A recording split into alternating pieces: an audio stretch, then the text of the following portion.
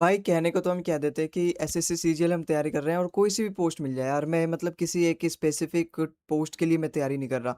लेकिन देखो, जब तक आपके मन में एक किसी भी पोस्ट को लेके वो मोह नहीं आएगा, वो लगाव नहीं आएगा, वो मोटिवेशन नहीं जागेगा ना, तब तक भाई मज़ा नहीं आएगा।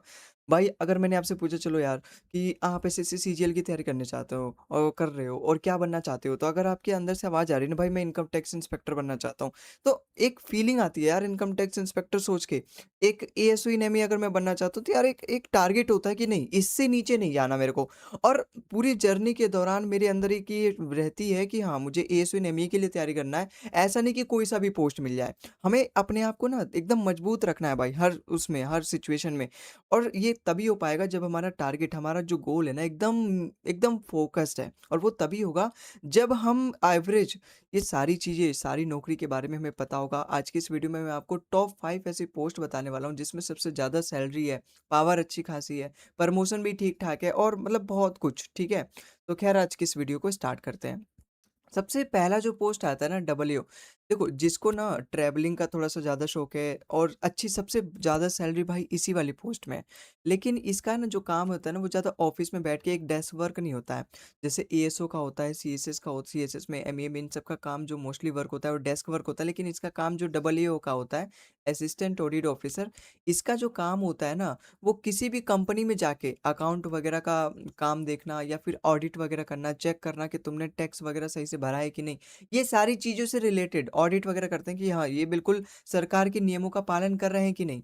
और एकमात्र ये पूरे एसएससी सीजीएल में ग्रुप बी पोस्ट है, गैजेटेड वाली। गैजेटेड का मतलब क्या है ना कि आप उसमें एक ऑफिसर रैंक पे हो और बाकी दूसरी पोस्ट में जैसे इंस्पेक्टर, इनकम टैक्स इंस्पेक्टर हो गया, एक्साइज इंस्पेक्टर हो गया, उस सब में केवल और केवल आप इंस्पेक्टर के पोस्ट बनोगे, आपसे ऊपर भी ऑफिसर रहेंगे। लेकिन डबल एओ एक ऐसी पोस्ट है जिसमें आप ही खुद ऑफिसर रहोगे। इसकी सैलरी भी सबसे ज़्यादा है। अगर मैं यहाँ पर इसकी बात करूँ ना तो इसकी सैलरी लगभग 90,000 से 1 लाख के बीच में जाती है। ये तो इसका बेसिक पे है।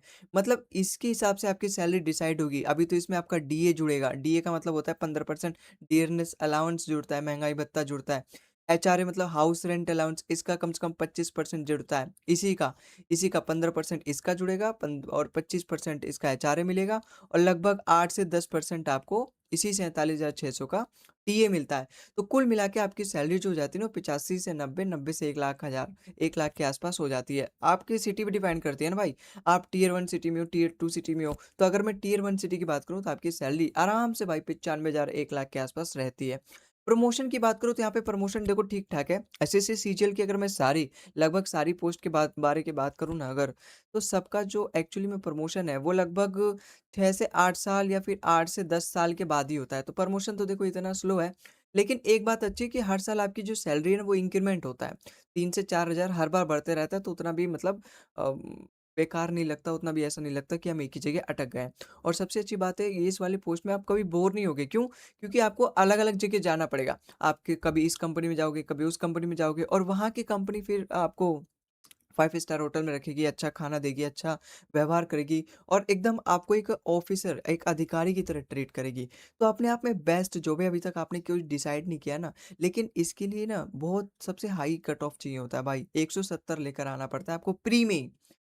और दूसरे जो पोस्ट है उसमें तो प्री को केवल आपको कट ऑफ क्लियर करना है, केवल क्वालीफाई करना है, फिर बाद में आपकी रैंक डिसाइड होगी टियर 2 के हिसाब से। लेकिन डबल एओ की जो कट ऑफ होती है ना वो एक्चुअली प्री में ही 170 के आसपास लेकर आना पड़ता है मुझे। तो इसकी कट ऑफ क्योंकि सबसे ऊपर पोस्ट है अपने एसएससी सीजीएल में और सबसे ज़्यादा ये गैजेटेड पोस्ट है, इसीलिए इसकी कट ऑफ भी बहुत ज़्यादा हाई जाती है।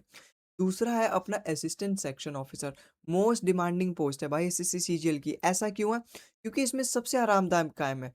केवल और केवल आपको दिल्ली में रहना है। आपका एक ऑफिस है सेंट्रल सेक्रेटेरिएट वाला और ये एक तरीके से नॉन गैजेटेड ऑफिस है। ये एक बात सुनो, यहाँ पे एक्चुअली सबसे ज़्यादा ये डिमांडेड क्यों है?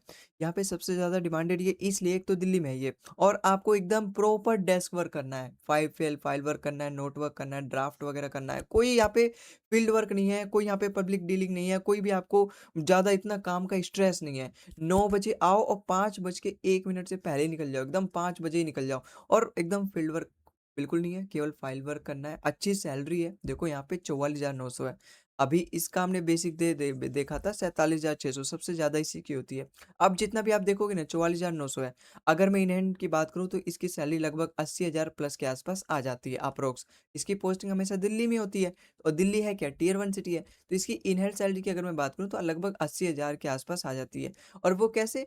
जैसे डीए वगैरह भी मिलता है आपको, एचआरए मिलता है, ट्रांसपोर्ट अलाउंस मिलता है, फिर आपको एलटीसी मिलता है। हर 2 साल पे आपको घूमने जाने का मौका मिलेगा और वो भी केवल आपको मौका ही नहीं मिलेगा, भाई सरकार बोलेगी, "ये लो 20,000 रुपए, ये लो टिकट, जाओ थोड़ा-सा घूम के आओ, जाओ थोड़ा-सा मूड फ्रेश करके आओ, जाओ हनीमून मना के आओ।" ये सब अपनी फैमिली के साथ। एलटीसी एलटीसी आपको मिलता है। आपको बैग अलाउंस तक देते हैं भाई, हर 3 साल में आपको बैग का पैसा देते हैं। बताओ अब क्या चाहिए? अगर आपके 2 बच्चे हैं तो उनकी ट्यूशन फीस देंगे, एजुकेशन अलाउंस के नाम पे। ठीक है? तो बहुत सारी और आपका मेडिकल फैसिलिटीज़ देते हैं कि आपके बीमार में कोई भी आपके रिलेशन में आपके मम्मी-पापा जो भी आप पे डिपेंडेंट है, अगर वो बीमार है तो आप उनका फ्री में इलाज करा सकते हो, एक बेस्ट हॉस्पिटल से जो कि गवर्नमेंट से एसोसिएटेड होगा, ठीक है? तो गवर्नमेंट जॉब के बहुत सारे फ़ायदे हैं। अगला हमारा है एएसयू इन एमईए, ये भी बहुत ज़्यादा डिमांड में रहता है। इन सब की कट ऑफ ना भाई बहुत ज़्यादा हाई जाती है। सबसे पहले तो एओ की हाई जाती है और ये मैंने कट ऑफ वाइज़ ही यहाँ पे अरेंज कर रखा है। फिर एएसयू इन सीएसएस की, फिर एएसयू इन एमईए की। एएसयू इन एमईए की कभी ऊपर चली जाती है, कभी नीचे आ जाती है, लेकिन ये भी सबसे ज़्यादा डिमांडेड पोस्ट है। ऐसा क्यों?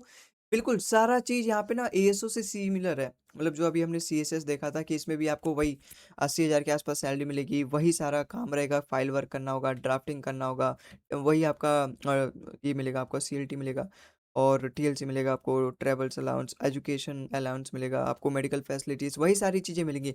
लेकिन यहाँ पे सबसे अच्छी बात ये हो जाती है ना कि आपको फ़ॉरेन का एक्सपोज़र मिलेगा। मतलब अगर आप चाहते हो कि मैं फ़ॉरेन में जाके काम करूँ, जो अपनी इंडियन एम्बेसीज़ है, तो उसमें आपको 2 साल बाद जाने का मौका मिलेगा। आप कहीं भी जा सकते हो, जहाँ पर भी सरकार आपको भेजना चाहे।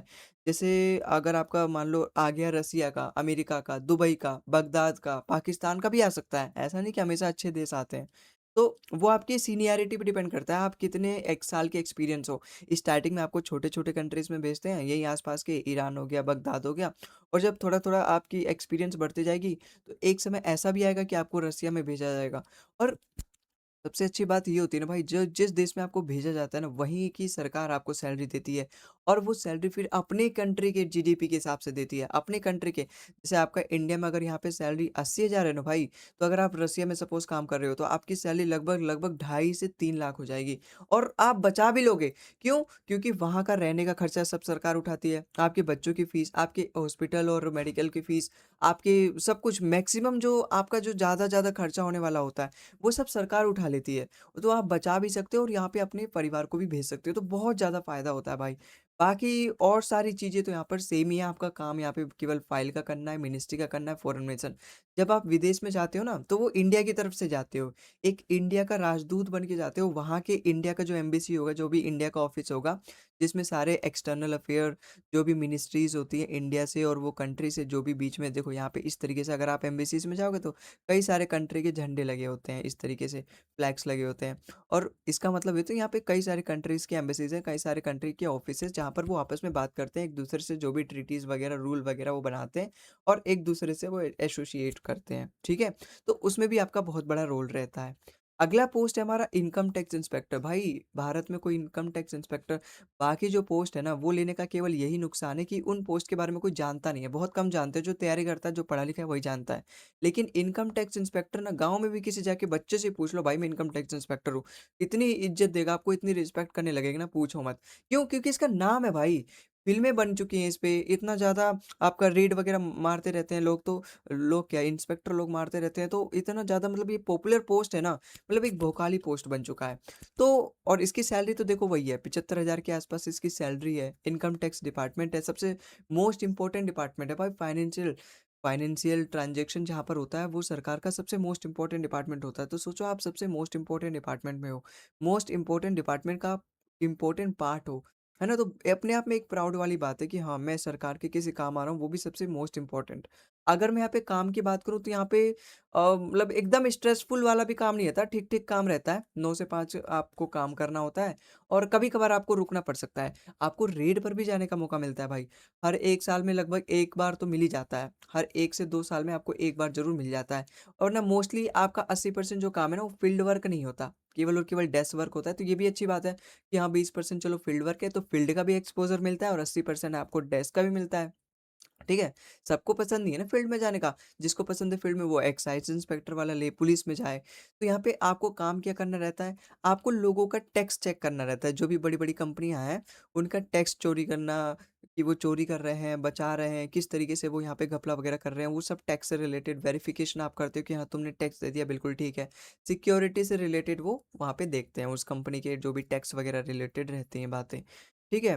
बाकी ये टैक्स डिपार्टमेंट तो मैंने आपको बता ही दिया। डीए, एचआरए, टीए और बहुत सारी ऐसी गवर्नमेंट फैसिलिटीज़ होती हैं, वो तो लगभग हर सरकारी नौकरी में मिलती है, मेडिकल फैसिलिटी, एलटीसी वगैरह। यहाँ पे ग्रोथ भी ठीक-ठाक है, आप कमिश्नर तक बन सकते हो, अपनी रिटायरमेंट की स्टेज तक आप कमिश्नर तक बन सकते हो, ठीक है? तो अगर मैं बात करूँ यहाँ पे एवरेज कट ऑफ की, तो आपकी कट ऑफ आपको लेकर आना पड़ेगा लगभग 340 नंबर। देखो प्री तो आपको क्वालीफाई करना ही पड़ेगा, 160 के आस-पास लाके या फिर 155 के आस-पास लाके, ओबीसी का जो भी कट ऑफ जाता है या फिर जनरल का, एससी-एसटी का, आप जिस भी कैटेगरी में हो। लेकिन अगर मैं मेंस की बात करूँ, क्योंकि इसी के बेसिस पे आपकी रैंक डिसाइड होगी, इसी के बेसिस पे आपका नौकरी डिसाइड होगी। तो आपको लगभग 340 से 350 के आसपास लेकर आना पड़ेगा अगर आपको इनकम टैक्स इंस्पेक्टर बनना है। भोकाली पोस्ट है और अपने आप में डिमांडेड पोस्ट है। अगर मैं टॉप 10 की बात करूँ ना भाई, उसमें से 3 से 4 बच्चे लेते ही लेते हैं। फिर 3 से 4 बच्चे अपने सीएसएस और एमईए में जाते हैं। फिर 3 से 4 बच्चे अपने दूसरे में जाते हैं, सीबीआई इंस्पेक्टर हो गया, डबल एओ हो गया, इन सब में जाते हैं। तो कुल मिला के इस तरीके से होते हैं। तो अपने आप में 3 से 4 बच्चे टॉप 10 में इनकम टैक्स इंस्पेक्टर कोई छोटी बात नहीं है, ठीक है? तो अपने आप में बहुत, और फिर एक्साइज़ इंस्पेक्टर वाले भी होते हैं उसी टॉप 10 में। अगला हम बात करें तो असिस्टेंट एनफोर्समेंट ऑफिसर, इसका मैंने इसलिए लिया है, एक्साइज़ इंस्पेक्टर मैंने इसलिए नहीं लिया क्योंकि इसकी पावर बहुत ज़्यादा होती है। इनको ज़्यादा इसलिए पावर इसलिए दी गई ना, क्योंकि एक ऐसा भी डिपार्टमेंट होना चाहिए जो बड़े-बड़े मिनिस्ट्रीज़, जो बड़े-बड़े लोग हैं, वीवीआईपी लोग हैं, उनके लिए भी तो कोई होना चाहिए ना भाई, कि उनके घर भी जाके कोई भी रेड मार सके, कोई भी उन वो अगर कुछ गलत करे तो उनको सही राह पर लेकर आ सके। तो इसकी अगर मैं बेसिक पे की बात करूँ तो 44,900 ही होती है। लगभग आपकी सैलरी लगभग 80,000 के आसपास ही होगी। डिपार्टमेंट आपका होगा डायरेक्टरेट ऑफ एनफोर्समेंट, मतलब जो भी यहाँ पे फाइनेंस से रिलेटेड, जैसे किसी भी चीज़ का मान लो कोई भी आपका बिज़नेस है, जो बड़े लोग हैं, जो वीवीआईपी लोग हैं, बड़े-बड़े बिज़नेसमैन हो गए, बड़े-बड़े मिनिस्टर्स हो गए। अब भाई वो तो बहुत ज़्यादा पावरफुल होते हैं, तो जो अगर एक्साइज़ वाले जाएँगे, इनकम टैक्स वाले जाएँगे तो मतलब बात-वात करके कुछ मामला फिट कर लेते हैं, वो सेटलमेंट कर लेते हैं। लेकिन इसीलिए ना उनके लिए एक अलग टास्क फ़ोर्स बनाई गई है, वो है डबल एईओ। डबल एईओ नहीं, असिस्टेंट एनफोर्समेंट ऑफिसर, मतलब ये कह सकते हैं ईडी वाले लोग। तो ईडी वाले अभी देखा आपने बहुत ज़्यादा फेमस भी हुए थे किसी मिनिस्ट्री के, आप मैं बताऊँगा नहीं लेकिन हाँ, बताऊँगा क्या नहीं यार, आप जानते ही हो, ठीक है। तो ईडी वालों ने कितना बढ़िया से मतलब सब कुछ काम कर दिया, उनका काम तमाम कर दिया।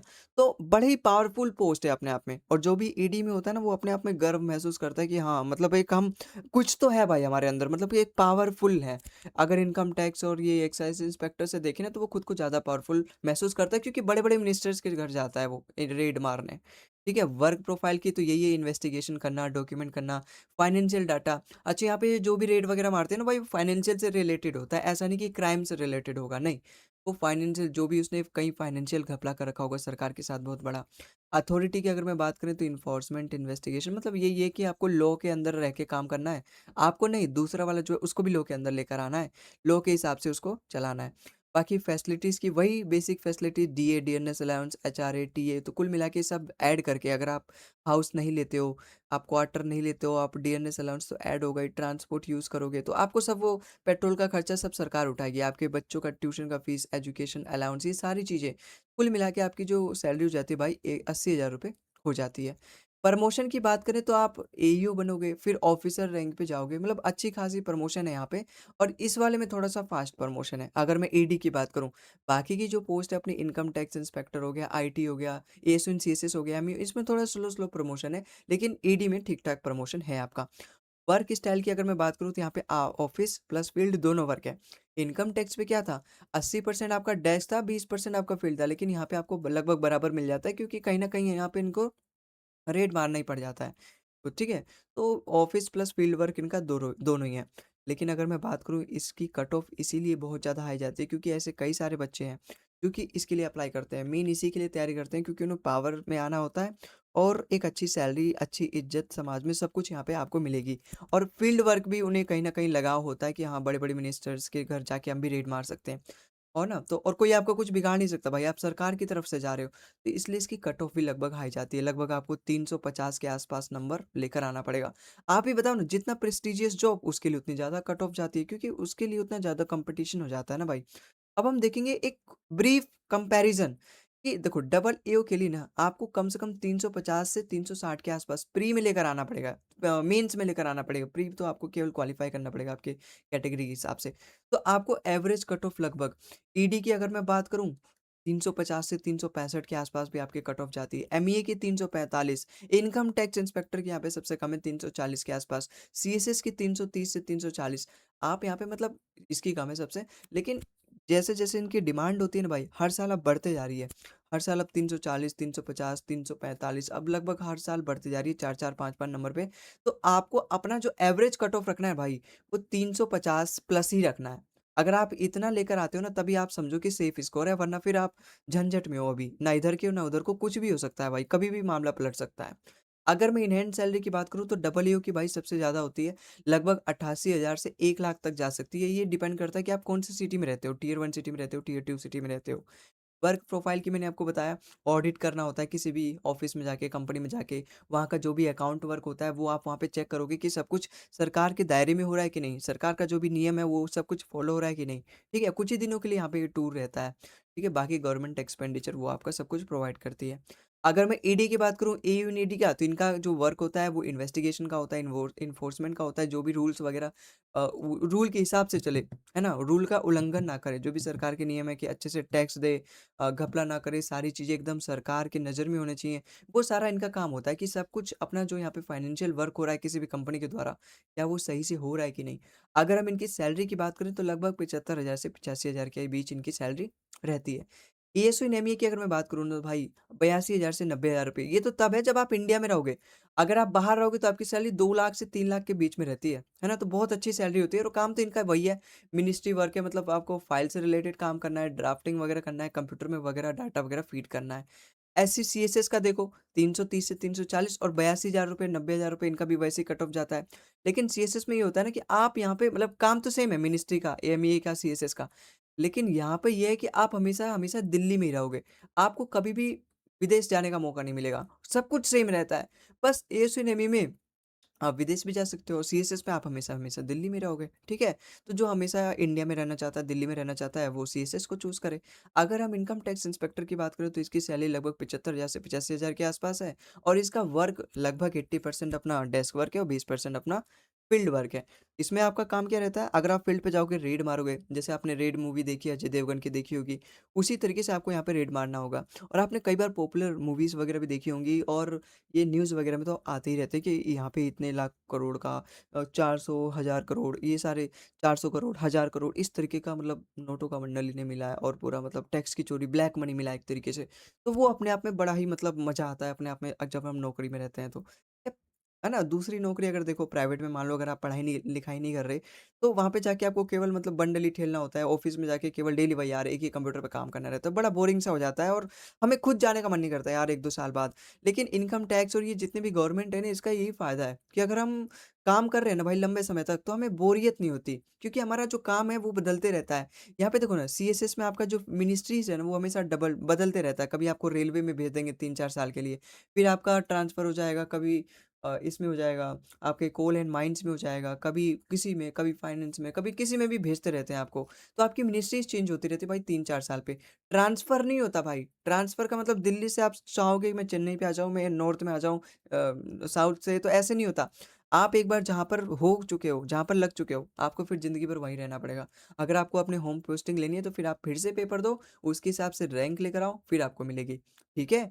आई होप आपको समझ में आया होगा। तो आपके लिए भाई बेस्ट विशेज़ है मेरी तरफ से। ऑल द बेस्ट, आप अपनी तैयारी एकदम मजबूत रखो और इनमें से कोई एक भी पोस्ट, आई होप आपको ये वीडियो हेल्प लगी होगी और अब आप चूज़ कर पाओगे कि हाँ, मुझे किसके लिए तैयारी करनी पड़ेगी। सैलरी किसकी अच्छी है, कट ऑफ किसके हिसाब से मैं तैयारी कर रहा हूँ और वर्क प्रोफाइल कैसा है, मैं कौन-सी पोस्ट लूँगा तो होम पोस्टिंग मिल सकती है। ये सारा चीज़ आपको देख के करना ही है, ठीक है? देखो सीएसएस और एमईए में तो हमेशा आपका जो पोस्टिंग रहेगा वो हमेशा दिल्ली में रहेगा। इसमें इसमें और इसमें आप कहीं इधर-उधर जैसे लखनऊ है, अपना छत्तीसगढ़ है, इधर-उधर अपना प्रमोशन ले सकते हो, मतलब अपना होम पोस्टिंग ले सकते हो। लेकिन इस इन दोनों में तो केवल दिल्ली में ही रहोगे। ठीक है, तो आई होप आपको ये वीडियो आज की हेल्पफुल लगेगी और आपकी अब तैयारी में 4 चाँद और लगाने की मतलब पूरी कोशिश रहेगी। ठीक है? तो ख़ैर आज की इस वीडियो में बस इतना ही, मिलते हैं हम अगली वीडियो में किसी और नए टॉपिक के साथ। तब तक के लिए जय हिंद, वंदे मातरम।